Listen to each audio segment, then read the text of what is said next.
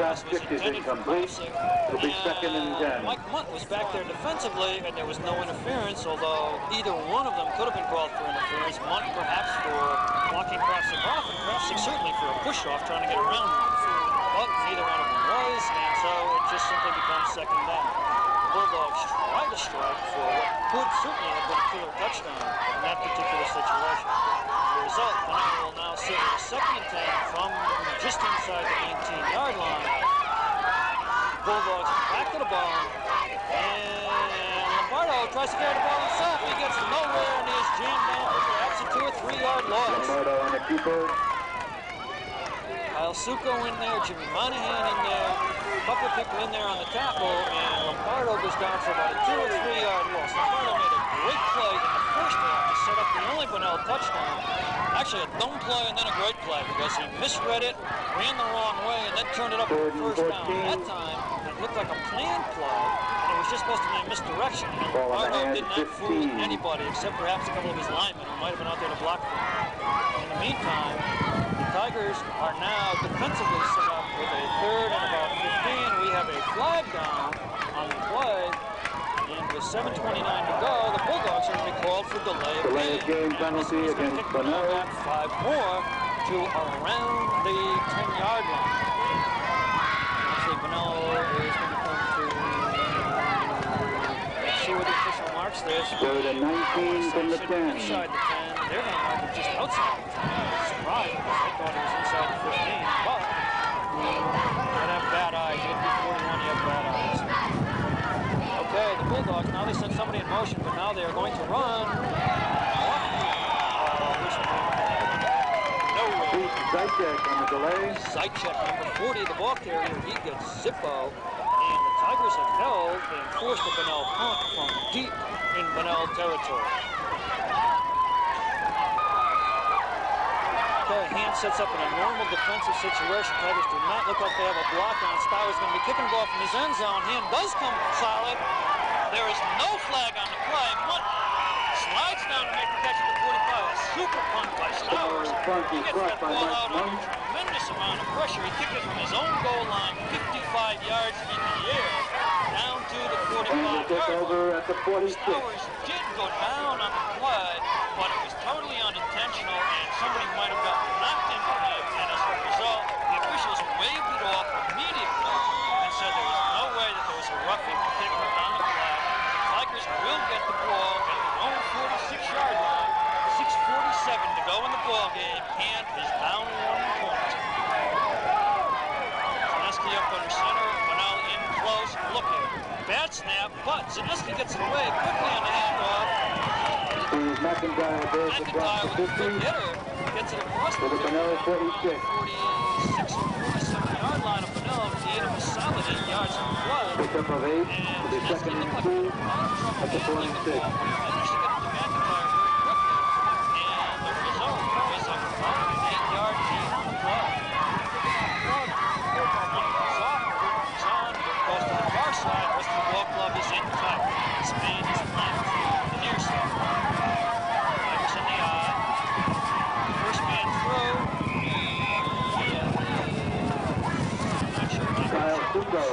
Kyle Succo, the ball carrier, and he has, I think, first down and at the 44. Down to about 43 after 43. Line up at the Bulldogs.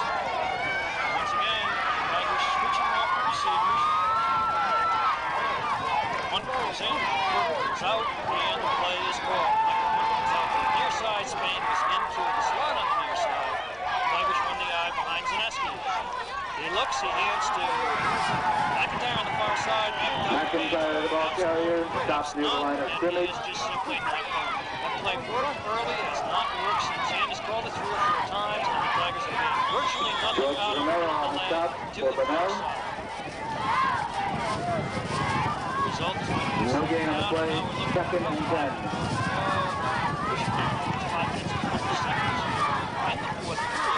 He's still looking at that 1-point deficit. The Tigers, with the wind swirling here, probably going to have to get inside the 15-yard line if they want to rare to field. Now Munt comes out to the far side. Spain goes into the slot. And we have stop some the motion play. on the Tigers here. Either that or delay game, one of the two.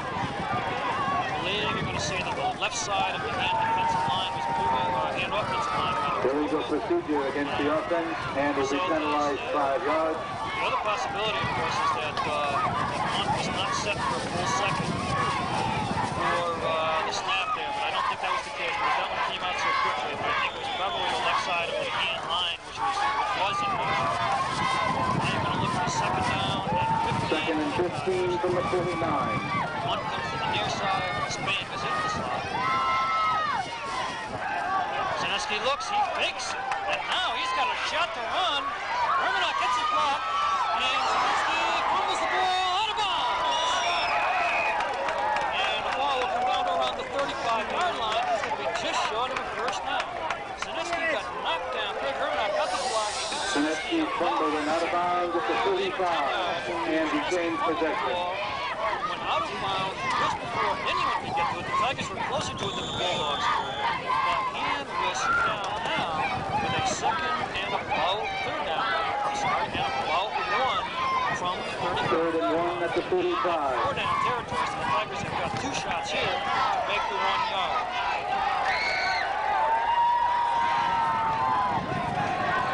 Chris Clausen, 34 on the near side. And the handoff goes to McIntyre. He breaks it through the middle. He's still going. McIntyre picks up the first down. Finally stopped at the 27. Somebody's hand around his waist away from breaking that thing into the secondary. He had a shot to go all the way on the play. Finally gets taken down. I'm sorry, I'm having a whole lot of trouble just keeping up with who carries the ball. Never mind who's making the tackle. So he keeps running on the defensive play there. Nice defensive play for the Bulldogs to stop a touchdown. 4:20 to go. The Tigers will take a timeout. And takes timeout.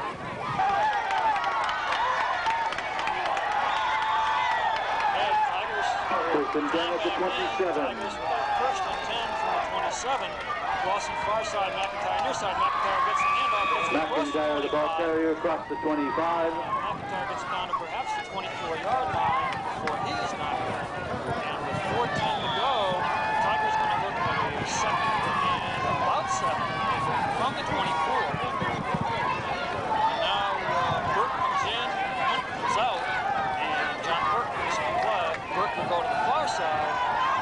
And now the Tigers have all their receivers on the far side. As Reardon is the tight end to that side. Spain is slotted to that side. And Zaneski is going to pitch that way. McIntyre, I think that was supposed to be a halfback option. McIntyre stops behind the line of scrimmage. Chance to think about setting that play up. He got absolutely tattooed. Wiperson, number 23, blitz. George Romero on the stop for Bunnell. Merlo, number 33. Lost for 5 yards. It'll be third and 12 from the 29. So it's a 5-yard loss for the Tigers. Third and 12. Now Monk is back in. And Monk will come to the near side. Spain is going to flank the far side. Reardon as the tight end. And Zaneski should be looking to throw. And thus he is. And it is incomplete. A little bit over Zaneski's pass the top. intended for Monk is incomplete. It'll be fourth and 12. Shot at it. Jason Kravchuk's not pleased with himself because he got a little bit of a hand on the ball and prevented Mike Hunt from making the catch. The result for the Tigers is now a 4th and about 12 from the 29-yard line. And basically for Ian, this is the play of the ball game. 3:01 to go. The Tigers are in big trouble. Don't get the first down. And the receiver that I want to see have the ball is going to be Justin Spain. Zaneski looks, there is Spain, he is interfered with, and just throws the flag down. Spain made the catch anyway, but absolutely no question that Justin Spain got tapped in before he was able to catch the ball. Spain went out all by himself, he had one-on-one coverage, Zaneski put the ball right there. Now There the is a question flag on the play. is this a first down without the penalty, or do the Tigers take the penalty to get the first down that way? Either way, Hand has 4 more shots there. Now we'll see what the officials mark and what they call. There was definitely interference on the play. Spain got hammered before he had a chance to catch it. He still fought the ball. Justin Spain Indication is pass interference against Bunnell. Interestingly enough, Justin Spain next year is probably going to be the quarterback of the Tigers. But if any college coaches are around and want to see some films, they ought to look at his sophomore year films and watch what he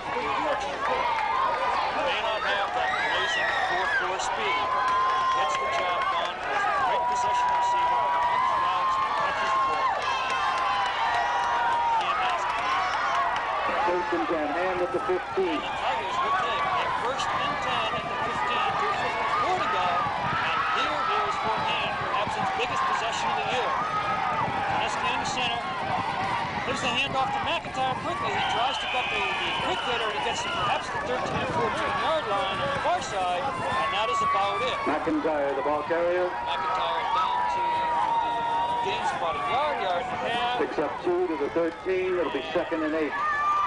Johnny Burke comes in to play, and Michael Munt comes off. Now Zaneski is calling it 2:22 to go. Tigers work this properly. They're going to score with less than a minute left. It'll be interesting to see what happens. Burke is out here almost. McIntyre inside the 5. McIntyre, the ball carrier. Inside the 5. Close to a first down. Steve McIntyre on the quick hitter off tackle makes the play, and Bunnell has a man down. That is good for a hand to first down. Chad Brown, the injured Bunnell player, is helped off the field. Tigers with a first down. 1 minute 53. McIntyre, the ball carrier, he's jammed up in the backfield. McIntyre stopped for a loss by Jim Gibbons. 64, Tom Iano among the players in on that. See what happens here. Loss of a yard to the 5. It'll be second and goal. On the 5-yard line. There is a fierce wind blowing here against the Tigers at this point. Hand lines up in the eye. Spain is slotted. Zaneski hands off to the first man through as the fullback, and I'm not sure who is playing fullback at the moment. It looks like Chris Clausen. Number 34, Chris Clausen gets up. Chris Clausen was the ball carrier. 1 minute 8 to go. The ball Gain is of going 2 to the 3-yard line. It'll be third and goal. 3-yard line. And there's going to be about third and goal, 1 minute now, 59 seconds to go. One would assume that this play is going to go a tad to the left-hand side of Zaneski so that they keep it in the middle of the field. And Clausen breaks it into the end zone. Touchdown! They have not seen it left in the Tiger play. And Chris Clausen breaks it into the end zone with 41 seconds to go on a third down play. And the Tigers have taken the lead. This Clausen just banged it straight ahead into the end zone. And what was supposed to just simply be a dive play straight ahead to make sure that Steve McIntyre had field goal range. Clausen just took it straight ahead. He wasn't worried about any field goals. He wanted the touchdown, and he got it. And the result is that the Tigers have a 12-7 lead. And now, something that I don't understand, Ian is going for 1. Why 1 and 1 and 2 don't make a heck of a lot of difference. But the snap is down, the kick is up, the kick is good. McIntyre's kick is good. 31 seconds remaining to play. And lead 15 seconds. Is that if the Bulldogs score, all they have to do is kick 1 to win the ball game. Why not go for 2 and force Bunnell to do something different? You don't quite understand. And the Tigers are set to kick off. The question is whether or not Ian goes for the onside kick. One would guess that with 41 seconds to go, the Tigers do not go for the onside kick. They try to bomb it down a little ways. At least get it over the front line, although the Bulldogs are playing it up tight as though they're looking semi for an onside kick. I would guess that Steve McIntyre does try to pop it over the front row because with 41 seconds, there's a little too much time left to worry about that. And he does, he squib kicks it, now it comes off a Bunnell player. He catches the ball and goes down. That was a Bunnell lineman, and that was not supposed to happen quite that way. Number 64, Tom Iano, makes the stop on the play. That ball was definitely supposed to go over that front wall and be caught a little bit deeper. The Bulldogs, with 38 seconds to go, will attempt to try to score from their own 43-yard line. And without its best defensive back, Dan Zaneski, in the ballgame, Bulldogs try to throw. The pass comes out here on the far side, near side rather, to number 86, John Baroni. And we're not too Pass is complete inside that territory to the 49. Bunnell takes timeout. The Bulldogs take a timeout. The Bulldogs, having checked with Coach Bob Mastroni, are ready to go. Bunnell is now running out of split bags, broken wishbone, whatever you want to call it here.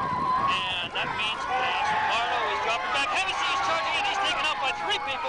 Lombardo tries to throw, and he is number one. Timmy Monahan makes sure Mr. Crawford does not catch the ball. John Hevesy, if anybody is VCRing this and wants to play that one back, John Hevesy occupied 3 blockers when he broke through the line of scrimmage. Everybody who was back to pass block went after Hevesy, tried to get a piece of it. Nobody totally did the job, but they all tried. 3rd down and about 2 for the Bulldogs, and Bunnell has to worry here about getting a first down before anything else. Bartle back, he throws it as far as he can.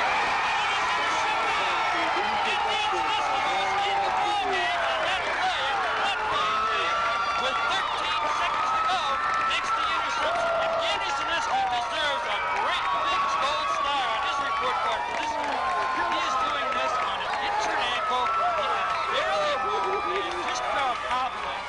Took the Tigers down to the winning touchdown, and then he turns around and intercepts the pass just to seal the decision. Andy Zaneski doing what a quarterback, a leader, a senior, and a guy that has been promoted by a whole lot of people does. The clock runs out, and the Tigers get a 13-7 victory. Now officials are saying, hold on, no, it's not over. Even though the clock has run out, the clock says 0-0. 2 seconds remain. The officials say that a couple of seconds remain. And Bunnell has taken a timeout. Limps off the field. Okay, and the Tigers will take that final snap now. Bunnell goes offside. The officials do not even, they do throw a flag now. A little bit goes back. The play will not be called. And the defense, that is the end of the ball game. And Zaneski does the job. A marvelous job. A young man who's got a bad ankle, barely moved, came in, quarterbacked the ball club to its winning touchdown, then came back in for one play on D, was back, intercepts a pass, and that's the ball game. The Tigers come up with the key win of the year, 13-7, and Hand still is alive in the Coastal Conference with a chance to at least tie and perhaps even beat out Stratford for the title. Now, speaking for a very wet and very cold Joe LePage, who has been patient with me and managed to deal with all my problems, this is Hal Levy, Surf Club, saying thank you and good night.